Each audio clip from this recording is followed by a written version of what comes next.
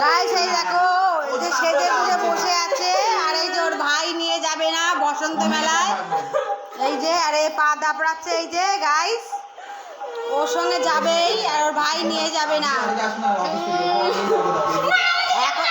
এই যে এখন থেকে ব্লগটা শুরু করলাম সোমার এই ব্লগে।